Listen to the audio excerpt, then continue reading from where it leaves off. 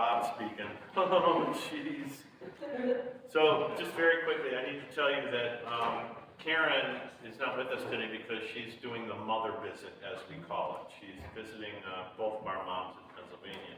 We had about an hour on Friday to just sort of get caught up a little bit. And so I shared about the two times that I was so moved when I stood up to speak in front of the group that I lost it. I burst into tears. And how Isaiah brought me Kleenex up in that moment. The second time, all the Brady girls came up instinctively and instantly and embraced me, while Isaiah went out to get Kleenex. I told her about the transformation of Miss Potter's house and the construction of her fence and how we filled a 22-foot by 8-foot by 6.5-foot dumpster with junk from her yard to the tune of exactly 3.61 tons of debris, all hauled via Frank's truck that he loaned us for the week and Dan's truck. I shared the essence of Kevin's powerful messages. I shared with her about Nick and the gifts, incredible gifts that he brought to our growing together, deepening relationships, singing, sharing together. I told her briefly about our rituals. Some were alluded to the other day. I shared with her especially how when we did the foot washing, moving it was for me to wash Nick's feet and he to wash mine. I told her about how you, Dick Rulla, came up to me after the final program and did this. Would you join me just for a minute? Did this. Turn and face everybody. Did this. This is what we're afraid of. Oh, yeah, the skin color. We're afraid not just of the color, but to touch each other. And then Dan had showed up on the scene, and she went like this, Dan on the other side, and said, "This is not sexual harassment." I love you so much. And then one of the best lines I heard this week was Daquella saying, "We need to get together. I want you to invite me up to dinner because, quite frankly, I'm sick and tired of collard greens. And I want to invite you to my house because I want you to taste collard greens. I'm inviting you," with what? Some hot sauce. Hot sauce! You can keep your hot sauce, honey.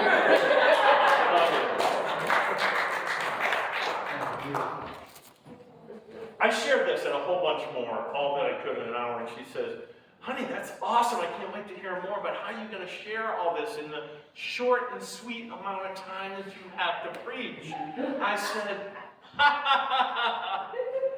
"You know, people just need to settle in."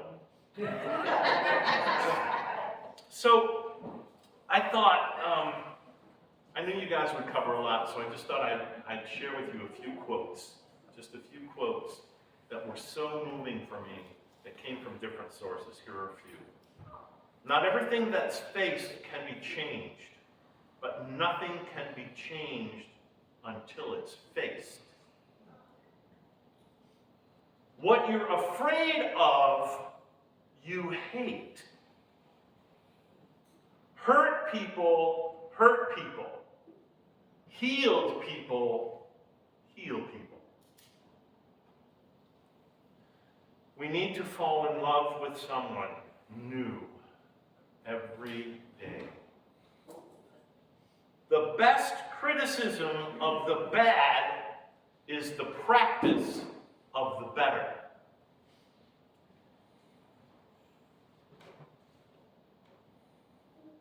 The present systems don't work for people in our community.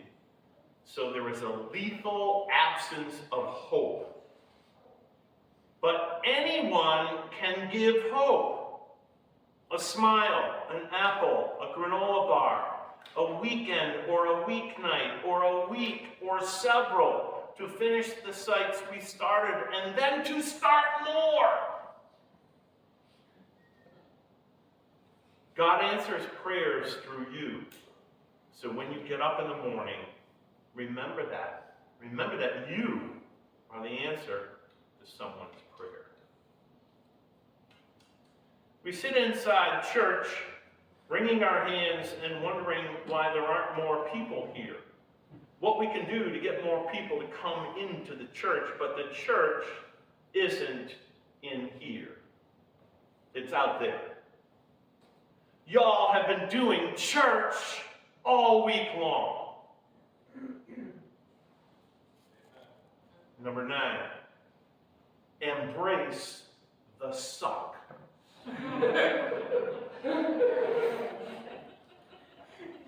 Self-explanatory, I think. We have to intentionally put ourselves in places where things are hard. An enemy is someone whose story you don't know.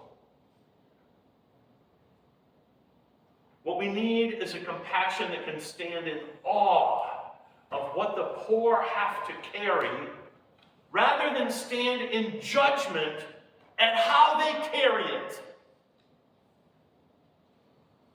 And maybe one of my favorites.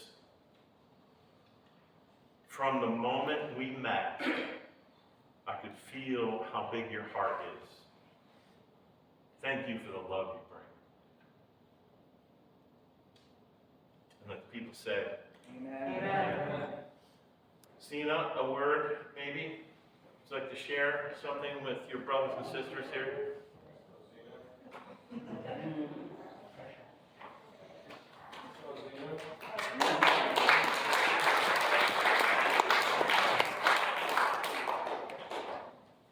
Down there, up here, wherever you'd like. Come up here to this holy space.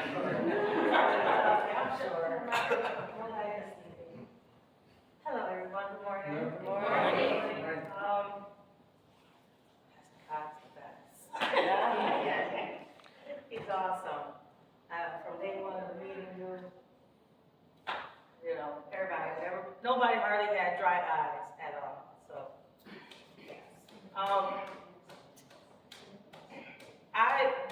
this is like probably my 5th year going and doing summer serving. Usually I send my kids like, yay, a week of you guys gone. Go, bye. Go with Kevin. See what they got to do, and I'm free. But one summer I got an opportunity to do it, and then since then I got locked in. And now every day I'm like, so Kevin, can I come next year? Kevin, can I come next year? Kevin, can I come next year? All the time. Those beautiful ladies, there's one missing. She couldn't come today, but those beautiful ladies are awesome. I mean, I knew them since they were babies and everything, before they were even born and, still being thought of and everything and stuff. But to see them all week doing things where basically they all live was even a blessing. Nobody really complaining. It was hot. And the unity that they brought in. They were at friends and people's houses that they knew they go to school with. They walked the streets, as Dan says. We walk those streets all the time. I mean, yeah, you have to sometimes wonder if there's going to be a gunshot or something, but it's like the norm to us, unfortunately.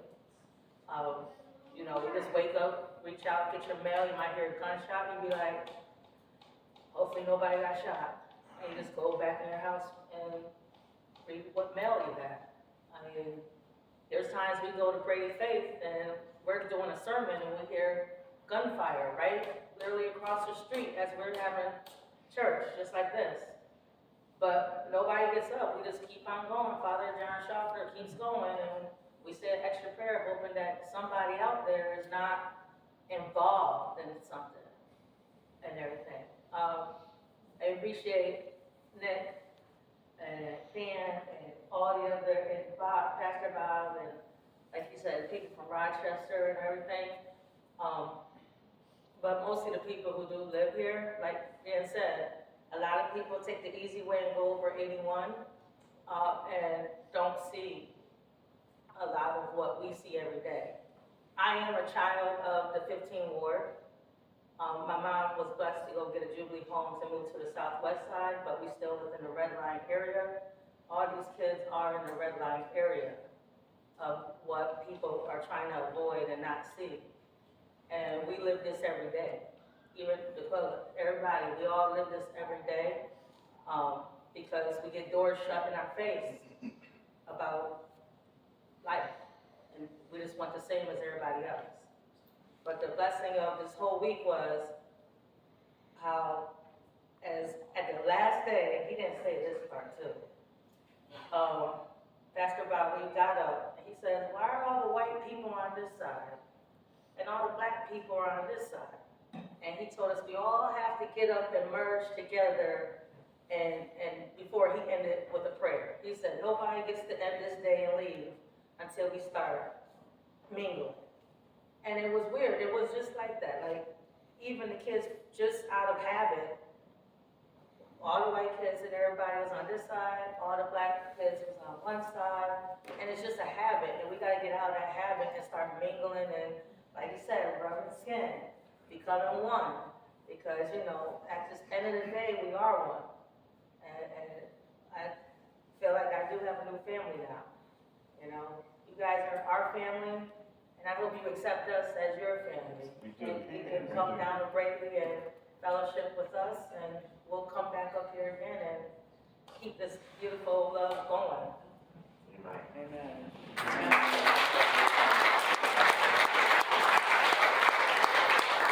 Family, you hang around this woman long enough and you get to hear her beautiful laugh, man. Oh, there it is, the joy. Thank you. Thank you, Nick. Appreciate it. No problem. Nick, quick word, anything? I want everybody to know that these kids put in 18-hour days. They put in 18-hour days. We got there at 5 Sunday night, we got things kicked up. Once everything started Monday, it was like 18 hours. And I got home on Thursday, and I've slept like I've never slept before. I'm so tired. Even Friday night, I went to bed like 8:30. I slept till like, I get like 6 hours of sleep, that's it. But those 2 nights, I slept for about 8, 9 hours. Competing with my 13-year-old son, who sleeps like 12 hours. We all have summed up beautifully. I'm just blessed to be part of it, blessed to know Bob, to be the the church more intimately, because the only time I've been here is when Danielle and Tracy got married. So I'm happy to be back and happy to just continue forward with our journey together. Thank you, brother. And yeah, what a joy to get to know you and experience your gifts. To Dan's point, there's a clipboard that he's going to hold as you leave today, because we do need some help finishing some sites. Some of it's very simple, like painting the fence that we built, staining it. A picnic table needs a little work. And there's a couple bigger jobs that we're going to need to spread out over a couple of weeks, but we're going to build a fence. You want the house too, right? Trying to get a tiny home in the back of my The house. tiny home, yeah. We're gonna build a nice fence for Zena. So please, let's jump in. Let's be family together. And I need to tell you that after this week, I'm not sure. Let me put it this way: there have been moments when I've felt the same as Dan did driving down South Ave. But I got to tell you, on Friday, when I went to pick up those loppers from Mrs. Potter, as soon as I turned off the turnpike on the South Ave, you know what I thought? No lie, I'm home. I'm home. Thank you guys for welcoming us into your lives. I'm looking at 5 people right here who are hungry. And you know what would warm my heart? is if somebody, or maybe a couple somebodies, would take these guys out to breakfast this morning. And if nobody takes you out to breakfast, you have time for this, I'm good. Okay? Won't be collard greens, I promise. Kevin like Oslo. What's next? The slideshow? Yes, please, slideshow, thanks.